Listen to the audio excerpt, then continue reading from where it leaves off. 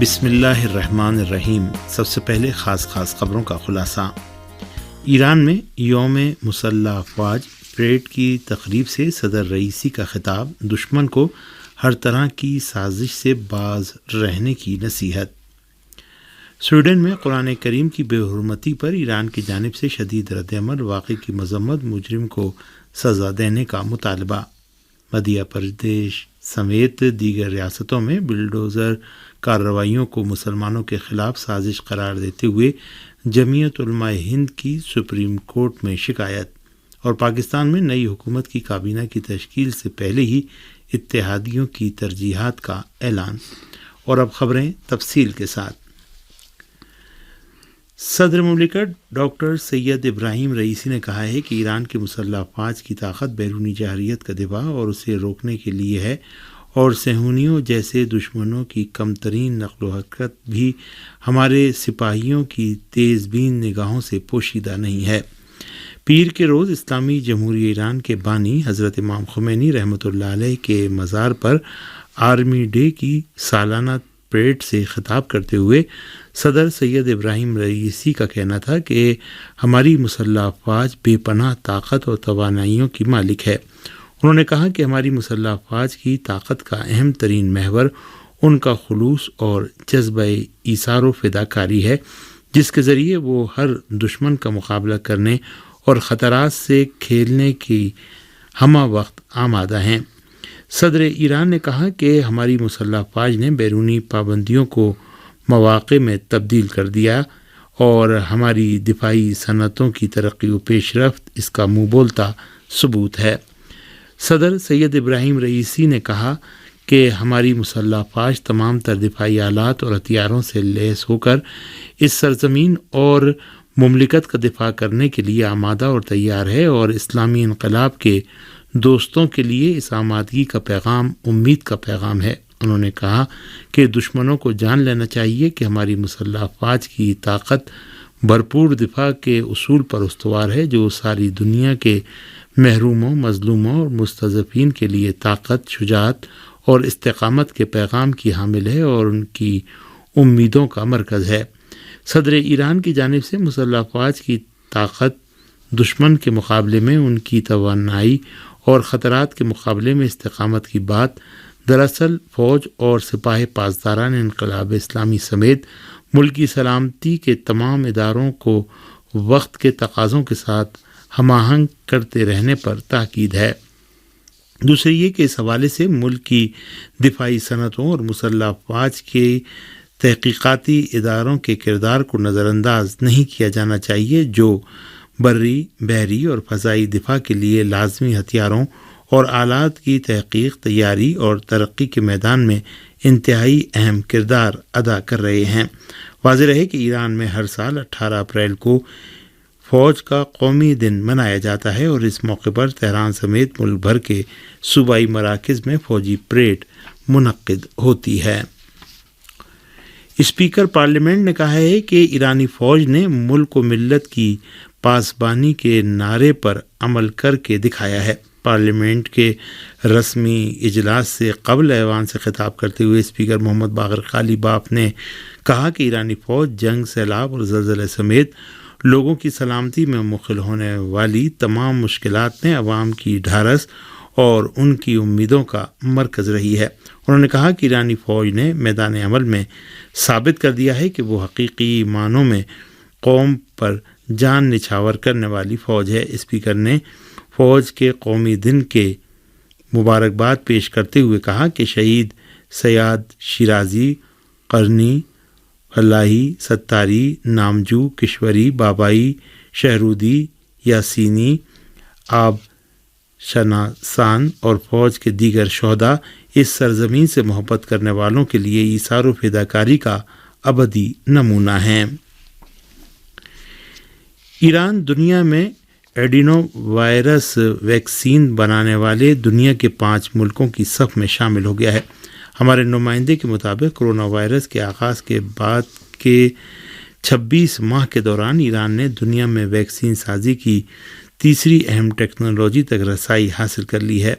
یہ کثیر المقاصد ٹیکنالوجی نہ صرف کرونا کی مختلف قسموں کی فوری ویکسین تیار کر سکتی ہے بلکہ سرطان سمیت بہت سی دوسری بیماریوں سے بچاؤ اور علاج کے لیے بھی استعمال کی جاتی ہے۔ اس سے پہلے یہ ٹیکنالوجی صرف برطانیہ، روس، چین اور امریکہ کے پاس تھی اور ایران یہ ٹیکنالوجی حاصل کرنے والا دنیا کا 5واں ملک بن گیا ہے۔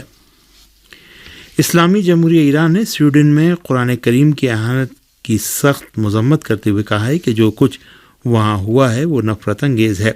اسلامی جمہوریہ ایران کی وزارت خارجہ کے ترجمان سعید خطیب زادے نے پیر کو پریس کانفرنس سے خطاب کرتے ہوئے سویڈن میں قرآن کریم کی توہین کی مذمت کرتے ہوئے کہا کہ سویڈن میں جو کچھ ہوا وہ بہت نفرت انگیز ہے اور اسلامی جمہوریہ ایران قرآن کریم کی اس اہانت کی سخت مذمت کرتا ہے۔ انہوں نے کہا کہ سویڈن میں اسی ملک کے ایک شہری کے ہاتھوں اس اہانت آمیز اقدام کی تکرار نہایت قابل افسوس ہے اور ہمیں توقع ہے کہ سویڈن کی حکومت آزادی بیان سے غلط فائدہ اٹھانے کے بجائے اپنی ذمہ داریوں پر عمل اور مناسب رد عمل ظاہر کرے گی۔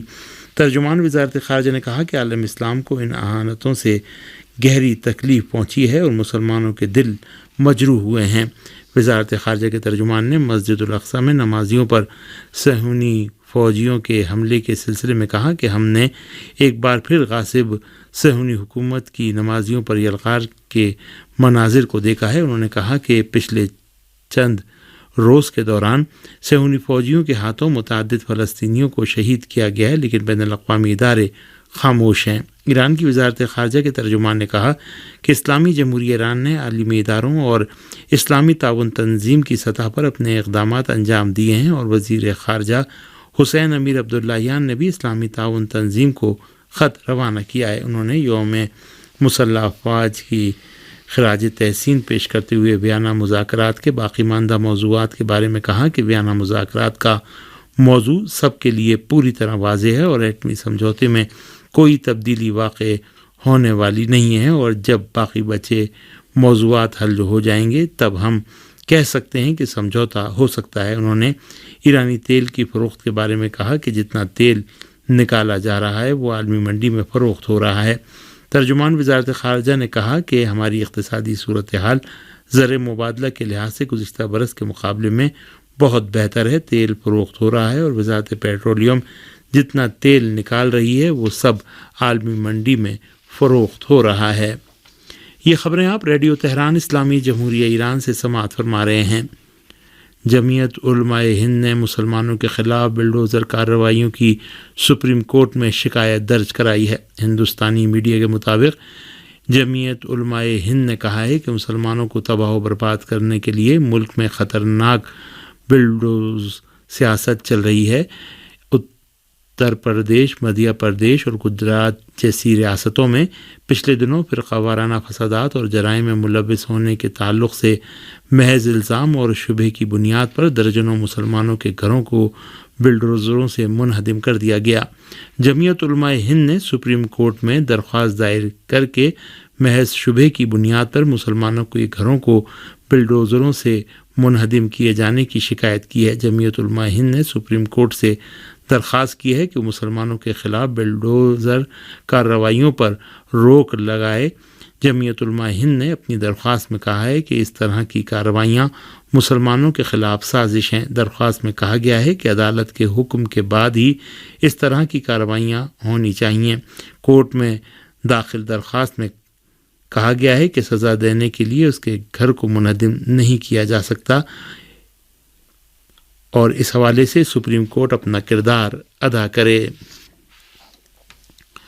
پاکستان میں جاری سیاسی اور انتظامی تبدیلیوں کے درمیان نئی حکومت کی 2 اتحادی جماعتوں نے اپنی اپنی ترجیحات کا اعلان کر دیا ہے۔ وزیر اعظم شہباز شریف کی اہم ترین اتحادی جماعت JUI کے سربراہ مولانا فضل الرحمان نے ملک میں فوری الیکشن کرانے کا مطالبہ کر دیا ہے۔ انہوں نے ضروری انتخابی اصلاحات پر زور دیتے ہوئے واضح کیا کہ جو نئی حکومت بنی ہے وہ زیادہ سے زیادہ 1 سال کی ہے۔ ادھر حکومت کی دوسری اتحادی جماعت MQM نے سفارتی خط کی تحقیقات کا مطالبہ کرتے ہوئے اپنے راستے الگ کرنے کا عندیہ دیا ہے۔ لیاقت آباد میں ایک عشائیے کے دوران میڈیا سے گفتگو کرتے ہوئے MQM کے ایک کنوینر خالد مقبول صدیقی کا کہنا تھا کہ اگر دھمکی آمیز خط کوئی سازش ہوئی تو ہم نو منتخب وزیر اعظم سے تعاون ختم کرنے میں ایک لمحہ ضائع نہیں کریں گے۔ ساتھ ہی انہوں نے نئی حکومت میں شمولیت کی رضامندی کا بھی اعلان کیا۔ MQM کو وفاق میں 2 وزارتیں ملنے پر اتفاق ہوا ہے۔ سیاسی مبصرین کا کہنا ہے کہ اتحادی جماعتوں کی جانب سے کیے جانے والے اعلانات سے وزیر اعظم شہباز شریف کی مخلوط حکومت کے لیے الجھنوں میں مزید اضافہ ہوگا۔ ادھر وزیر اعظم شہباز شریف نے سابق حکومت کو اسلام آباد ماس ٹرانزٹ بس روٹ منصوبے میں تاخیر کا ذمہ دار قرار دیتے ہوئے ترقیاتی منصوبے کی رفتار تیز کرنے کا عزم ظاہر کیا ہے۔ منصوبے کی افتتاحی تقریب سے خطاب کرتے ہوئے وزیر اعظم شہباز شریف کا کہنا تھا کہ میں اسی رفتار سے کام کروں گا جس رفتار سے ہمیشہ سے کام کرتا رہا ہوں۔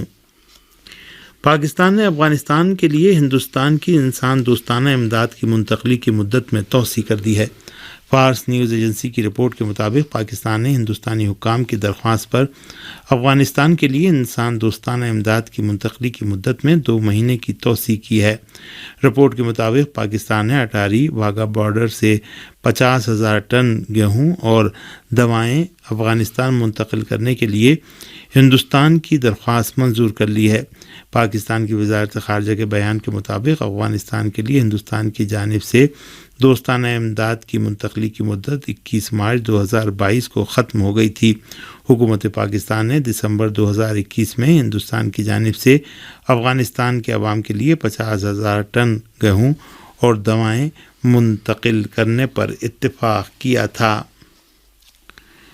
اسٹاک ہوم میں مظاہرین اور سیکیورٹی اہلکاروں کے درمیان جھڑپوں میں 3 افراد زخمی ہو گئے۔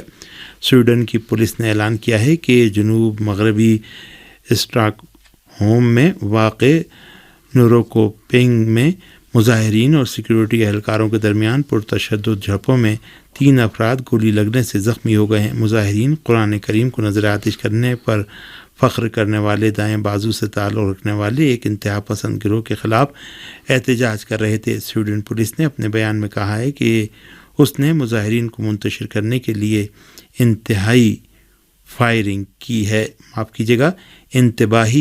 کی ہے۔ مظاہرین کو اس اسپتال میں داخل کرا دیا گیا ہے۔ پولیس کا کہنا ہے کہ 3 زخمیوں کو حراست میں لے کر تفتیش کی جا رہی ہے اور ان پر ارتکاب جرم کا شک ہے۔ صہیونی فوجیوں اور غیر قانونی آبادکاروں نے مسجد الاقصی میں ایک بار پھر حملہ کیا ہے، جس کے دوران وہاں موجود فلسطینیوں سے ان کی جھڑپیں ہوئی ہیں۔ صہیونی فوجیوں اور غیر قانونی انتہا پسند صہیونیوں نے پیر کی صبح ایک بار پھر مسجد الاقصی میں دعویٰ بول دیا اور عبادت میں مشغول فلسطینیوں کو زد و کوب کیا۔ غیر قانونی طریقے سے بسائے گئے انتہا پسند صہیونیوں نے مسجد الاقصی کے صحن میں داخل ہو کر اسلام مخالف نعرے بلند کیے، جبکہ اسرائیلی فوجی اس صہیونی ٹولی کی حفاظت کے لیے مسجد الاقصی کے مختلف مقامات پر کھڑے رہے۔ اس موقع پر صہیونی فوجیوں اور فلسطینیوں کے درمیان شدید جھڑپیں بھی ہوئیں۔ اتوار کے روز بھی صہیونی فوجیوں اور غیر قانونی صہیونی آبادکاروں نے مسجد الاقصی پر حملہ کر دیا، جس کے نتیجے میں ہونے والی جھڑپوں میں 17 فلسطینی زخمی ہو گئے تھے۔ بیت المقدس اور مسجد الاقصی کے مختلف صحنوں میں غیر قانونی طریقے سے بسائے گئے صہیونیوں اور فلسطینی نمازیوں کے درمیان جمعے کو جھڑپیں ہوئی تھیں، جن کی کم سے کم پچھلے 1 سال کے دوران کوئی مثال نہیں ملتی۔ ان جھڑپوں میں 300 سے زائد فلسطینی زخمی ہو گئے تھے۔ دوسری جانب غربی اردن کے شہر جنین سے بھی صہیونی فوجیوں اور فلسطینیوں کے درمیان جھڑپوں کی خبریں موصول ہوئی ہیں۔ مقامی ذرائع کا کہنا ہے کہ جنین میں صہیونی فوجیوں کے ساتھ ہونے والی جھڑپوں میں متعدد فلسطینی زخمی بھی ہوئے ہیں۔ عراقی سیکورٹی ذرائع نے دہشت گرد امریکی فوج کے 2 کاروانوں کو حملے کا نشانہ بنائے جانے کی خبر دی ہے۔ صابرین نیوز ایجنسی کی رپورٹ کے مطابق استقامتی فورسز نے دہشت گرد امریکی فوج کے ان 2 لاجسٹک کاروانوں کو المثنی اور بابل کے علاقے میں حملے کا نشانہ بنایا ہے۔ اس حملے کی ذمہ داری اصحاب الکہف نامی گروہ نے قبول کی ہے۔ اصحاب الکہف نے اپنے بیان میں کہا ہے کہ باب الصوبہ میں قادسیہ اور المثنہ کے درمیان قابض امریکی فوج کے دونوں کاروانوں کو دھماکہ خیز مواد سے نشانہ بنایا گیا ہے۔ عراقی پارلیمنٹ نے 2 سال قبل ملک سے غیر ملکی فوجیوں کے نکلنے کا بل منظور کیا تھا۔ اسی کے ساتھ ہی خبریں ختم ہوئیں۔